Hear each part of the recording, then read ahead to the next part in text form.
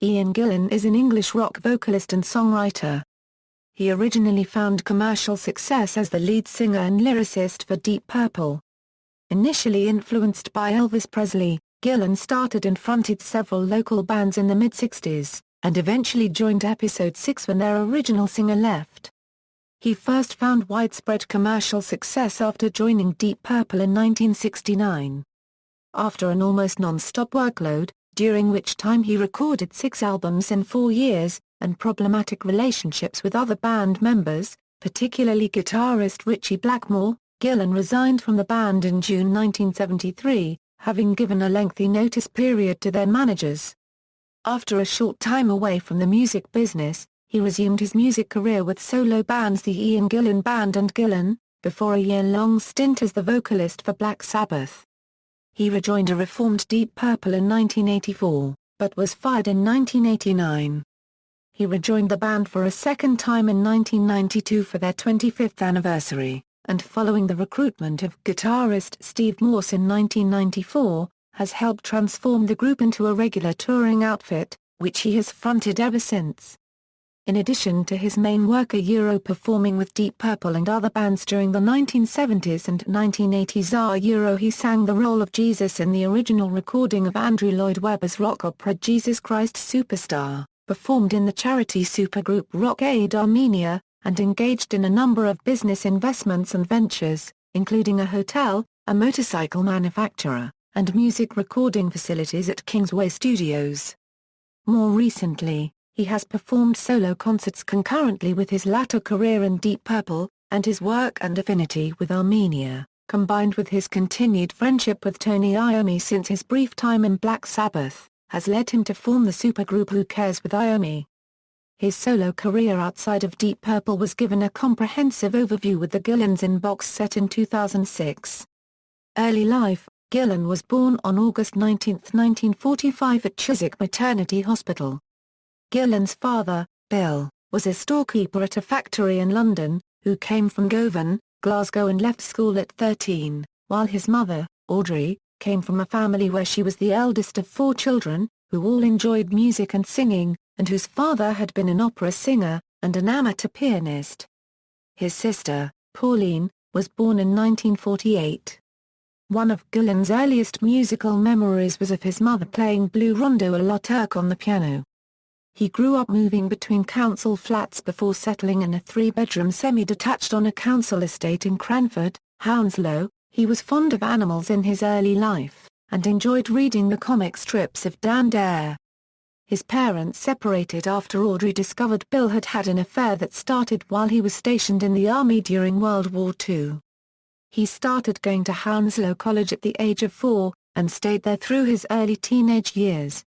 Like many others, he became influenced by Elvis Presley by hearing his records at home and at the local youth club. He switched to go to Acton County Grammar School to take his O-levels, where he was in the same class as Pete Townshend, but became distracted from studies after leaving the local cinema having watched a Presley film, deciding that he wanted to be a rock and roll singer. He subsequently took a job manufacturing ice machines in Hounslow. Career: early years: Gillan's first attempt at a band was called Garth Rocket and the Moonshiners, and consisted of himself on vocals and drums, alongside guitarist Chris Aylmer, who later went on to work with Bruce Dickinson. The band covered songs such as Tommy Rose's Sweet Little Sheila and The Shadows' Apache. He discovered he couldn't sing and play drums at the same time, so settled on the role of lead vocalist, performing regularly at St Dunstan's Hall, the local youth club. He soon switched to another local band who also played at Dunstan's Hall, Ronnie and the Hightones, who renamed themselves as the Javelins after he joined. The band played covers of Sonny Boy Williamson, Chuck Berry, Jerry Lee Lewis and Little Richard, and were early customers of then local music shop owner Jim Marshall. The Javelins disbanded in March 1964, with guitarist Gordon Fairman leaving to join what eventually became The Sweet. After the Javelins, Gillan joined a soul band, Wainwright's Gentlemen, which included another future Sweet member, drummer Mick Tucker. The band recorded a number of tracks including a cover of the Hollies' hit Ain't That Just Like Me. Although the band played several local popular music venues, they did not find success, so in April 1965, he decided to join Hatch End-based Episode 6. Episode 6. Gillan had been contacted by Episode 6's manager Gloria Bristow, who worked for Helmut Gordon, original manager of the Detours, later to become The Who. He replaced original lead singer Andy Ross, who left to get married, and joined keyboardist and singer Sheila Carter, guitarists Graham Carter and Tony Lander, bassist Roger Glover and drummer Harvey Shields. Gillan considers Episode 6 to be his first truly professional band, and in their early days was sponsored and championed by Tony Blackburn, who occasionally accompanied Gillan on stage. Later, as well as performing concerts in the UK, Episode 6 also toured Germany and Beirut, and had regular appearances on the BBC Light programme. During his time with Episode 6, Gillan began writing songs together with Glover, forming an ultimately long-lasting partnership. After a strange tour of Beirut, Shields left the band and was replaced first by John Kerrison, then by Mick Underwood. Underwood had previously played in The Outlaws with Ritchie Blackmore, and it was via him that Ian was put in touch with the form Deep Purple in 1968. Gillan originally declined the position of lead singer in the band, though by 1969, after having released 9 singles, none of which charted in the UK, and finding their style of music too restrictive for him, he decided to leave Episode 6. Deep Purple, 1969 €73. By spring 1969, Deep Purple had had a top 5 US hit with Hush, but the band, particularly Ritchie Blackmore, John Lord and Ian Pace, decided their future lay in hard rock, rather than the psychedelic pop sound of the early band. On June 4, 1969, Blackmore, Lord and Pace went to see Episode 6 perform at the Ivy Lodge Club in Woodford, and subsequently offered Gillan the job as new lead singer, asking him if he also knew any good bassists. Since Glover was by this point a reasonably experienced songwriter, having penned several Episode 6 B-sides, he was also recruited. They were both accepted into the band on June 16, 1969, replacing singer Rod Evans and bassist Nick Simper respectively. The old lineup of Deep Purple continued to do several concerts until the end of the month, whereupon Evans and Simper were both fired by managers Tony Edwards and John Coletta after their last show on July 4. Gillan made his first on-stage appearance with Deep Purple at the Speakeasy in London's West End on July 10. As the band had only been rehearsing for a few weeks, they relied on older instrumentals such as Ring That Neck and Mandrake Root to fill in a set. Unsure of what to do, Gillan found a pair of congas on stage, and decided to play them during these instrumental sections. The congas would subsequently become a trademark of his live performances with the band. Deep Purple MKII continued rehearsing at Hanwell Community Centre. One of Gillan's first notable contributions to the band during these rehearsals was the vocal melody and lyrics to Child in Time. At Hanwell, the band wrote what would eventually become most of In Rock during 1969, though were interrupted in September to perform Lord's Concerto for Group and Orchestra, a one-off performance in September at the Royal Albert Hall with the Royal Philharmonic Orchestra. Gillan, along with Blackmore, was initially unhappy at having to perform the concerto, and wrote the lyrics to the second movement on the afternoon of the performance on a napkin in an Italian restaurant. In 1970, Gillan received a call from Tim Rice, asking him to perform the part of Jesus on the original 1970 album recording of Jesus Christ Superstar, having been impressed with his performance on Child in Time.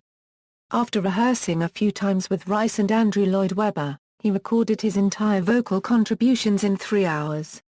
He was subsequently offered the lead role in the 1973 film adaptation. Gillan demanded to not only be paid £250,000 for his role in the movie, but also insisted, without the consent of his manager, that the entire band be paid because filming would conflict with a scheduled tour. The producers declined, instead casting Ted Neeley in the Jesus role, and Gillan continued on in the band. After 1971, particularly after the release of Fireball, Gillan started to become disillusioned with the workload of the band, who had not had any holidays since their initial rehearsals at Hanwell. He started drinking, and relationships between him and the rest of the band became strained, particularly with Blackmore. On November 6, 1971, he collapsed with hepatitis while waiting to board a plane in Chicago, cancelling the remainder of a U.S. tour. By December 1972, having recorded Machine Head, Made in Japan and the yet-to-be-released Who Do We Think We Are with Deep Purple, Gillan finally decided the workload had driven him to exhaustion. Unlike some band members, he was unhappy about Made in Japan, and disliked live albums in general. He tended to go into the studio after the rest of the band had recorded and finished the backing tracks, particularly for Who Do We Think We Are, to lay down his vocals separately. He had been continually at loggerheads with Blackmore, disagreeing about music regularly, which culminated in Gillan writing Smooth Dancer about him. While on tour in Dayton, Ohio, he sat down and wrote a resignation letter to the band's managers, stating he intended to leave the band, effective from June 30, 1973. He was replaced by David Coverdale. Post-Purple, after his departure from Deep Purple, Gillan retired from performing to pursue various unsuccessful business ventures. These included a £300,000 investment in a hotel near Oxford. A second was the Mantis Motorcycles project, which suffered from the collapse of the British motorcycle industry in the mid-1970s, culminating in Gillan being forced to file for liquidation. A more successful opportunity, however, came with his investment in Kingsway Studios in 1974. This led to a live performance at the Butterfly Ball on October 16, 1974, replacing Ronnie James Dio at the last minute. Encouraged by his reception there, he decided to resume his musical career. Ian Gillan Band. In 1975, Gillan formed the Ian Gillan Band with guitarist Ray Fennick, keyboardist Mike Moran, quickly replaced with Mickey Lee Sowell and then Colin Towns on keyboards, Mark Nausif on drums and John Gustafson on bass. Their first album, Child in Time, was released in January 1976, followed by Clear Air Turbulence in April 1977 and Scarabaeus in October. The sound of the band had a distinct jazz rock aspect which, although interesting to Gillan, proved unpopular, particularly since punk rock was in vogue at that time. Gillan then formed a new band, simply called Gillan, retaining Towns, and adding guitarist Steve Bride, bassist John McCoy and drummer Pete Barnacle. Bird and Barnacle were quickly replaced by Bernie Torm and by former Episode 6 bandmate Mick Underwood, after Gillan saw Torm playing with his punk trio. This band had a more high-powered hard rock sound, and the release of Mr. Universe in October 1979 saw Ian Gillan back in the UK charts, although the independent record company the album came out on Acrobat Records folded soon after the album was released, prompting a contract with Richard Branson's Virgin Records. In Christmas 1979, Gillan was visited by Blackmore, who offered him the position of lead vocalist in Rainbow. Gillan declined due to the smaller workload the band had compared to his own. However, the pair did jam together for 3 nights at Marquee Club, the first time the two men had shared a stage since 1973. Gillan continued, releasing Glory Road in 1980, which contained the hit single Trouble, and resulted in the band making the first of several appearances on Top of the Pops. He considered the album to be his best work since Machine Head nearly a decade earlier. Following subsequent albums Future Shock and Double Trouble, Torm was fired after missing an appearance on Top of the Pops, and was replaced by Janet Gers. Gers appeared on the band's final album, Magic. In 1982 Ian Gillan announced the band would fold, as he needed to rest his damaged vocal cords. The tone and style of his singing changed considerably when he eventually returned. His voice had a more nasal tone, and this can be heard on albums he has made from 1983 to the present day. His use of multi-tracked backing vocals also became highly prominent. The rest of the band, Gillan, particularly McCoy and Towns, were not happy at the sudden disbanding of the group so soon after the success of Magic, and sued Gillan for royalties. Black Sabbath. In 1983, manager Don Arden invited Gillan to join Tony Iommi, Geezer Butler and Bill Ward, all founder members of Black Sabbath, to form a supergroup. Although the band had reservations, on April 6, 1983, it was formally announced that Gillan had replaced Ronnie James Dio in Black Sabbath. The group recorded the album Born Again at the Manor Studios in Oxfordshire. Citing health problems, Ward decided not to accompany the others during the subsequent tour, and was replaced by Bev Bevan. As a member of Black Sabbath, Gillan was required to learn their old repertoire, but had difficulty remembering the words. He eventually came up with a solution of writing the lyrics out on a Perspex folder, and balancing it on a wedge monitor, turning the pages with his feet. Unfortunately, the dry ice on stage made it impossible to read the words, resulting the audience witnessing glimpses of him peering over the microphone to sing a few lines, then disappearing below the dry ice to read the next set. As well as material from Born Again, and older Sabbath numbers, the band regularly played Deep Purple's Smoke on the Water as an encore. Gillan was largely dissatisfied with his brief stint in Sabbath, notably the final mix of Born Again, and its cover, which featured a demonic-looking baby.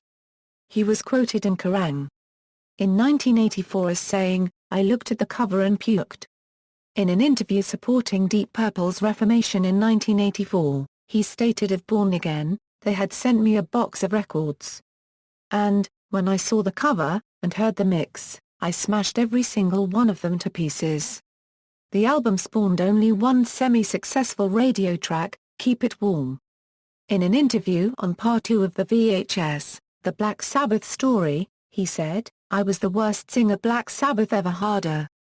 However, he stated in the same interview that he liked the members of Sabbath personally. Reunion of Deep Purple, 1984 €89 and 1992 €present. After the disappointment of Black Sabbath, Gillan joined the reunited Deep Purple in April 1984, announcing their comeback on Tommy Vance's radio show. The reformed band rehearsed in Stowe, Vermont, and recorded the album Perfect Strangers, followed by a world tour. Another studio album with this formation, The House of Blue Light, followed in 1987, but Gillan was concerned with the final results, stating there's something missing in the overall album. "I can't feel the spirit of the band." This was followed by the live album Nobody's Perfect in 1988. The live album also featured a studio re-recording of the 1968 hit Hush with Gillan on vocals. To commemorate Deep Purple's 20th anniversary, Gillan later remarked that the album was the embodiment of all the things wrong with Purple. In contrast to his experiences with Deep Purple in the 1970s, Gillan felt frustrated that the band were no longer working enough. To fulfill his contract with Virgin, he formed a side project with Glover, writing and recording songs which didn't fit Purple's established hard rock style, which resulted in the album Accidentally on Purpose. By 1989, tensions between Gillan and Blackmore had resurfaced, due to the former's greater enthusiasm for touring and differences over the music. The song Mitzi Dupree on The House of Blue Light is the original demo, as Blackmore refused to re-record it. This culminated in Blackmore calling a rehearsal session without Gillan. After an acrimonious argument, Glover told Gillan, "Ian, you've gone too far this time," and he was fired, to be replaced by former Rainbow vocalist Joe Lynn Turner for one Deep Purple studio album. Gillan, meanwhile, formed a new version of Garth Rocket and the Moonshiners with keyboardist Mark Buckle, bassist Keith Mulholland, drummer Louis Rosenthal and guitarists Harry Shaw and Steve Morris. The band toured regularly through 1989, and recorded the album Naked Thunder. Gillan later expressed dissatisfaction with the album, calling it rather humdrum. During this time, Gillan also made an appearance on a re-recording of Smoke on the Water with Rock Aid Armenia, consisting of himself, Bryan Adams, Tony Iommi, David Gilmour, Roger Taylor, Brian May, Bruce Dickinson and Paul Rogers, as a charity record for aid relief in Armenia following the then recent earthquake. He continued to tour with his solo band, albeit with several lineup changes throughout Europe, the US and Russia. At the urging of Glover, Lord and Pace, who wanted him in the fold for the band's 25th anniversary tour, Gillan rejoined Deep Purple in 1992 to record the album The Battle Rages On. Gillan was unhappy with working on the album, as it had already been partially completed with Joe Lynn Turner, and he was only required to write replacement lyrics and vocal melodies, which, unsurprisingly, drew criticism from Blackmore. Partway through the tour for this album, Ritchie Blackmore left the band for good in November 1993. Gillan was especially enthusiastic about carrying on after Blackmore's departure, and after a brief stint with Joe Satriani, Deep Purple recruited Dixie Dregs Kansas guitarist Steve Morse. He was keen to make changes to the live set immediately, adding the then seldom played Maybe I'm a Leo, and When a Blind Man Cries, the latter becoming a mainstay in the band's setlist ever since. He said that their first album with Morse, Perpendicular, was a such important record for Deep Purple that without that, other records couldn't have been possible. Although the band has found more success touring than with producing records, Gillan remains the band singer to this day. Gillan pays particular interest to the lyrics in Deep Purple, and considers it his prime composing role within the band. Discussing the importance of lyrics, he said words have to sound good. They have to sound like an instrument, they have to have the right percussive value. He described the words of 2003's Bananas as politics mostly. Since 2005's Rapture of the Deep, Deep Purple has been touring continually. Gillan is particularly motivated to keeping the band touring, as he feels that regular live performance is required to keep his voice in shape, and enjoys the band's improvisational skills, feeling that it keeps the performance fresh for fans. I haven't ever had any ambition in my life. I just drift from day to day with a stupid grin on my face. Later solo activity. Though Gillan has kept touring with Deep Purple regularly since 1994, he has found time to commit to other projects. On March 31, 2006, Gillan appeared at the Tommy Vance tribute concert in London. He was accompanied by Roger Glover, Steve Morris, Dean Howard, Michael Lee Jackson, Harry James, Sim Jones and Richard Kotal. In April 2006, Gillan released a CD multimedia project to document his 44-year career called Gillan's In. Tony Iommi, Jeff Healey, Joe Satriani, Dean Howard, as well as current and former members of Deep Purple such as John Lord, Roger Glover, Ian Pace, Donna Ray and Steve Morse are featured on this 2006 CD and DVD.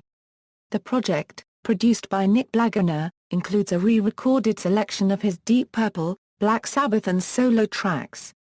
At the same time as Gillan's In, Gillan announced that his solo albums with the Ian Gillan Band and Gillan from the 1970s and 1980s would be reissued late in 2006 and early 2007 through Demon Records. Ian Gillan sang on 2 songs off the John Lord and Hoochie Coochie Men studio album, Danger. White Men Dancing, released in late 2007. On April 2, 2007, Gillan released a DVD, Highway Star, A Journey in Rock. The DVD has 6 hours of footage including documentaries and music clips. This was followed in February 2008 by a double live album on Adel Records, Live in Anaheim, that features Gillan and Deep Purple classic songs and several rarities. A companion DVD was released in May 2008. On May 3, 2008, Ian Gillan performed at the Jeff Healey Memorial Concert in Toronto, Canada. He had previously played live with Healey in Toronto in February 2005. He released a studio album entitled One Eye to Morocco in March 2009. In recent years, Ian Gillan has been performing occasionally with orchestras in Europe singing mainly Deep Purple hits. During his visit in Poland, in August 2009, Ian Gillan was presented with a plaque at the Gdansk Walk of Fame. Who cares? Gillan has expressed particular fondness for Armenia and has maintained popularity there since Rock Aid Armenia in 1989, which has led to him forming the supergroup Who Cares as a side project to Deep Purple.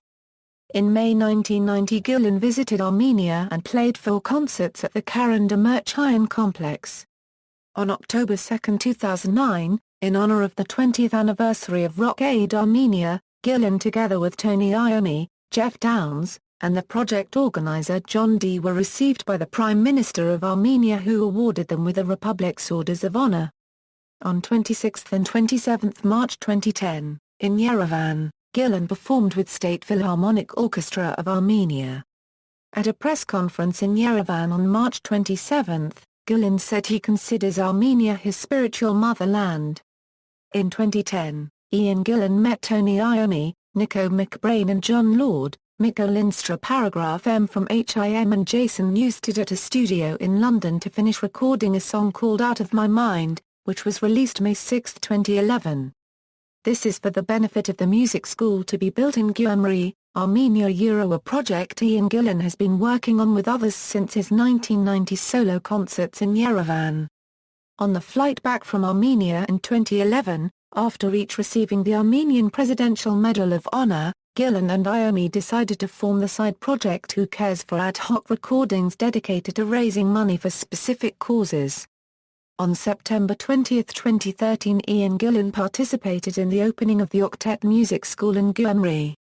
The Eastern Diocese of the Armenian Church of America named Ian Gillan as its 2014 Friend of the Armenians, and presented him the award at the 112th Diocesan Assembly in New York City. Non-musical side projects. In 2010, Ian Gillan hosted a documentary about great Polish composer and pianist Friedrich Chopin in Poland, directed by Jerzy Skmruk. Chopin's story is about the rise of artistic genius of the composer and documents his Polish years. The film has won several international awards, including the Best Documentary Award at Tour Film International Festival in Florianopolis, Brazil. It will be aired on Polish channel Discovery Historia on June 21, 2011. A worldwide DVD release is also in the works. Personal life. Gillan was in a relationship with Zoe Dean from 1969 to 1978. They had known each other since his time in Episode 6. In 1984, Gillan married his girlfriend Bron, to whom he had dedicated Keep It Warm from Black Sabbath's 1983 album Born Again. They have twice since renewed their marriage vows. Gillan has 2 children and 3 grandchildren, all of whom were brought up in Scotland. Gillan moved to southern Portugal in the late 2000s. Gillan is a passionate football fan, supporting Queen's Park Rangers. He is also a big fan of cricket. He is also known for his intolerance of aggressive crowd security personnel at concerts.